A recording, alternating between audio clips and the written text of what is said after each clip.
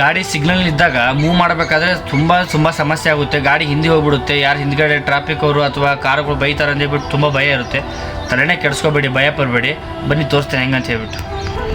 First ಗಾಡೀಲಿ ಕುತ್ಕೊಂಡ ತಕ್ಷಣ ಗಾಡಿ ಸ್ಟಾರ್ಟ್ ಮಾಡಿ. ಗಾಡಿ ಸ್ಟಾರ್ಟ್ ಆಗಿದೆ. ಈಗ ನಿಧಾನಕ್ಕೆ ಬ್ರೇಕ್ ಮೇಲೆ ಖಾಲಿ, ಆಮೇಲೆ ಕ್ಲಚ್ ಒತ್ತಾದ್ಮೇಲೆ ಹ್ಯಾಂಡ್ ಬ್ರೇಕ್ ತೆಗೀರಿ. ಆಮೇಲೆ ನಿಧಾನ ಗೇರ್ ಹಾಕಿದ್ಮೇಲೆ ನಿಧಾನ ಕ್ಲಚ್ ಬಿಡಿ. ಈ ಥರ ನೋಡಿ, ಹಾಂ ಈ ಥರ ಕ್ಲಚ್ ಬಿಡಿ. ಕ್ಲಚ್ ಬಿಟ್ಟಾದ್ಮೇಲೆ ನಿಧಾನ ಎಕ್ಸ್ಟ್ರಾ ಕೊಡಿ. ನೋಡಿ ಈ ಥರ ಗಾಡಿ ಮೂವ್ ಆಗುತ್ತೆ.